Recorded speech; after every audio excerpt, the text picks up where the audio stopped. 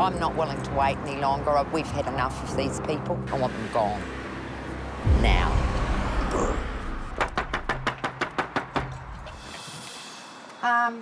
You meant to be gone 6 p.m. last night. Really? Well, what's the PM for? Because you meant to be out. We've got possession of the property. Rightio. As expected, there's no sign of the legal tenant, but a female emerges who seems to be the squatter's chief negotiator. And the problem for us is that, you know, you're not supposed to be here. Her first ploy is to ask Prue and Michelle for a favour. We got till Thursday till we've got money to move, then I will clean it up, otherwise everyone's in a state of mind. What about if you physically move out today but leave your stuff? Then we make a date and time to come back and meet you and let you in to pick up things. Not getting what she wants, the woman changes tact, attempting to invoke the law. But it doesn't the bailiff have to come? If the police attend to her, right? No, the bailiff has to come along. Well, we can book a bailiff, but it's not going to prolong anything. But the fact is, as squatters, they don't have the rights of a legal tenant. A fact not lost on Prue. Makes my blood boil. Because they're not even the tenants. I've got no sympathy at all. Yes. I want the bailiff's office, please. Okay, that's us. Let's roll. Today, he's off to see how his newest tenants have settled in for their academic year. So these guys have had the big tidy up for us. By which he means the tenants have... Pushed everything into one corner. Well, it's a start. Just like the amateur glazing with paper and blue tack next to the front door. What happened to your window there, man? Not too sure. But in the rooms, the initial omens are good. So this was one of the rooms back here that was in absolute state because the guy pretty much just picked his bed up, upended it, and just dumped everything on the floor. Gareth was expecting hell, but he seems to have walked into property manager heaven. It's got looking really good, actually. This is more sort of what it should be like, eh? And this is no fluke. The other rooms are similarly divine. This is what we like. Well organised. The kitchen is in near perfect order. Even the little boys' room in this flat of boys is squeaky clean. So spotless, in fact, Gareth might be forgiven for thinking it was a girl's flat. But in case he needed a reminder... Got the family photos up on the wall there. Whose is that mother over there? Hey? Might have a look up the back too, eh? Upstairs on the deck, everything is in order. Bit of a stark contrast to last year's, guys, really. Keep it nice and tidy. No stuff on the roof, you know, so that's a pretty well organised flat. And I think the boys have done a good job there. Usually, visiting this red light district leaves Gareth with an empty feeling inside. But today, he walks away with a spring in his step. But the warm glow doesn't last long. Yes, after a morning in property manager heaven, he's about to spend the afternoon in hell. We've just come to have a look at a property a couple of doors up, and I'd say there's been a few parties happening over the weekend, so it's going to pop in there for a wee look and see what's going on. What's going on is a discarded mattress. Make that 2 discarded mattresses, and the vestiges of what looks like a street party. How you going? Is that some of your guys' stuff down there? No. Where's all that come from, you reckon? I don't know. You don't know. The tenants don't know anything about the mess. They don't even recognise who they're talking to. Who's this? I'm your landlord, man. Oh, yeah. In fact, no one around here seems to have any idea who's responsible for turning their common area into common muck. Any idea what's going on there? Not sure, sorry. You guys at the back on the weekend? No, we went out in that part, yeah. So it wasn't you guys? No, it wasn't us. Can you sort of see what direction that was coming from at the back there? I'm not really sure. So. It seems all the partying has caused severe memory loss amongst the residents, so Gareth heads off in search of more reliable witnesses. Prue and Michelle of Good Girls in Christchurch have come to a Linwood property to evict someone they know isn't there. The legal tenant in this quake-damaged bungalow has been replaced by illegal squatters. Meant to be out.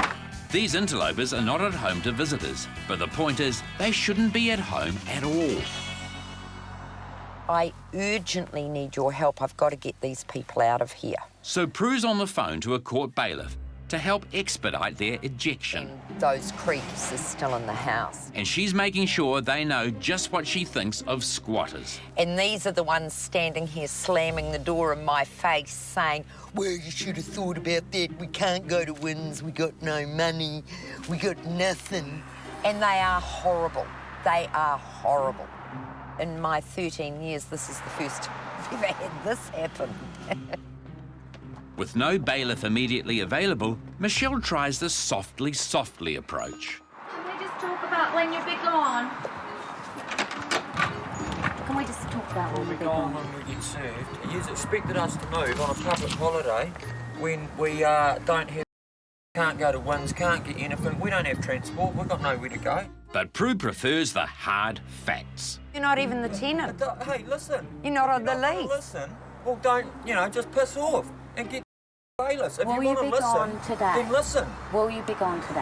Where we gone when we look? We're packing. Trying to pack now? Yeah. Okay. So That's the order. listen, lady. I don't give a about your order. It's the middle of winter. We've got no money, no car. We need to go and get shit sorted with Wins. Yesterday was a public holiday. Today's Tuesday. When we get it done, we'll be gone. But you're not the tenant. I don't give a then. The squatters are demanding rights they don't actually have, leaving Prue little option but to call this one in. Police, please. But we've realised really, in essence, what they're doing is trespassing. And so now I've called the police and I want the people removed because they are trespassing. The property was ours as of 6 p.m. last night.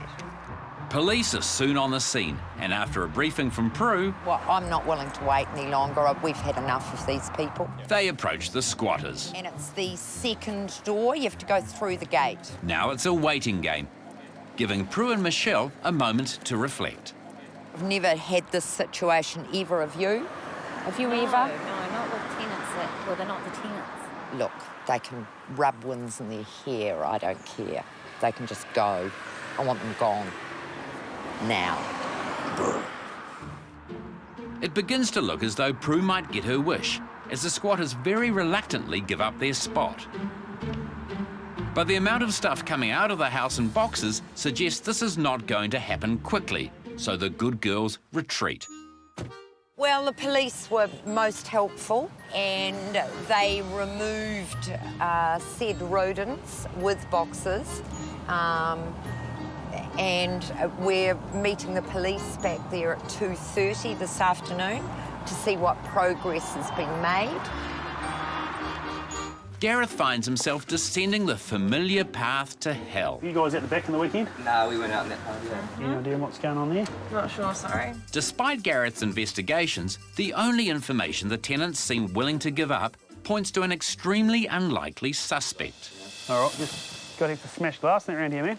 Oh no, that's the guy that was doing the lawns. Poor guy mowing the lawns has pushed it all over. That's Right, because it was okay. just all over the whole lawn. He wouldn't have smashed all this glass. No, because we did a bit of a mess on the grass, and he was thrilled about it obviously, and he just chucked it onto the... What, so he threw the bottles and smashed them? Yeah, no, he honestly did. But if these tenants want to pass the blame, they have to get it past Gareth first. I'll be surprised if he'd broken much of this, eh? Because that's window glass in there as well, you know? Look, where's that from? No, yeah, we broke the window. Did you? Which one? That one there. You've had a fairly good go, haven't you? Broken glass is now everywhere. It's even taking seed in the lawn. Because like, there's broken glass on the grass too, eh? Oh, we did actually have some guys, I think it was on Wednesday night, they threw some bottles at us. Don't know why. And what happened there? I don't know. But, You need to have some more responsibility for your people come around visiting you, eh? yeah. Well, they call it host responsibility, isn't it? This is not the first time Gareth has had trouble with the tenants in this block, who seem to see every pane of glass as a target and every bottle as a missile. These guys have already broken 2 of these girls' windows at some stage a bit earlier on in the year. So we've actually already been at tenancy tribunal with them regarding mucking around with their rents and sort of disturbing the peace down here. They've got the bins and they've got the bottles. If they could just join the dots, Gareth's job would be a lot easier. Richard from Manage My Property is a multi-skilled individual, equally comfortable with emergency repairs Okay, let's have a look here. and taming wild beasts. Are you going to let me touch your head? Love dogs. But today, he's a storyteller. I've got a cautionary tale for you, and you'll see what I mean when we get there, but one of our splendid, high-quality tenants set fire to the house. And I don't mean they got smoke damage on the kitchen ceiling, I mean they screwed the house. The tenant's lack of insurance is going to create a real headache for Richard. Brush past that. And adding to his woes is the steep hike up a seemingly endless stairway to the property. I must be getting unfit. This had better be worth it. Never stops. Prue and Michelle of Good Girls in Christchurch are dealing with a squatting situation in Linwood. Well, don't, just piss off and get... After several hours and several verbal volleys with a group of illegal squatters, the Good Girls have finally gained access to the property, and it's immediately obvious how the squatters did the same. Obviously it's been smashed in, the door's been kicked in. Looks like more than once, though, doesn't it? And look at down here. It's all revolting. Did you say the back door's broken in as well? Have they been coming in that way? Yeah, it's been kicked in. Smells. Yeah, it stinks. It stinks and it's revolting. A locksmith is on hand to change the locks, but with so much damage to the doors, securing the property won't be easy. We're going to have to bolt it in the meantime. I think so. That won't... See, it's not even working. No, it's not even shut. No. The clean-up job won't be small either. They've had a little 2-minute noodle. For lunch, That's how they're brain food, I'd say. Wouldn't you? Besides the marks made by the tenants, there's the urgent earthquake repairs. So we've got to get the asbestos hawked out of all the rooms. So we need their stuff out. We've got to get the electrics checked. But before anyone can do anything, the squatters need to remove the remainder of their belongings and junk. Prue's not optimistic. They actually remove any stuff. There's no doubt the honeymoon period for the squatters is well and truly over. But for the legal tenant who abandoned the lease, the nightmare is just beginning. Tiger in your tail. The tenant that stupidly allowed this subculture to move in here, she's actually in the gun for the whole lot. Yeah. The cleaning, the disposal of goods. For Prue and Michelle, there's finally light at the end of the tunnel. Job done, we've got possession. Now we just want them to say we can dump everything that's left and then we can get EQC in to remove asbestos and get on with the repairs. And then get it rented. That's it. To the right person. Now the most stubborn obstacle has been removed. Richard from Manage My Property is used to seeing properties in suboptimal condition, but today is shaping up to be something special. One of our splendid, high-quality tenants set fire to the house. And I don't mean they got smoke damage on the kitchen ceiling, I mean they screwed the house. To make matters worse, Richard needs to climb a mountain to check on the property. This better be worth it. But he won't be rewarded with much of a view. Oh, that's a climb. The fireman had to have 5 hoses connected together in line to get up here. So let's have a look at the damage we've got here. Shit. And look at this, the paint's... Oh, look at that. Ooh, okay. Property managing can be a difficult job, Safe as houses. but it's even harder when there's no property left to manage. Oh dear. Wow. What a mess. It's a mess that could have been avoided had the tenants simply maintained their smoke alarms. But renters often disconnect the alarm to avoid them going off for every bit of burnt toast, which happens to be what this house now looks like. But I mean, look at this. This is completely gone. There's not even timber here. That's just charcoal for your barbecue. And I tell you what, this guy was lucky, because what he did was he left a pan on the stove with oil in it, and he went downstairs, and the thing exploded and just blew fire all through the kitchen.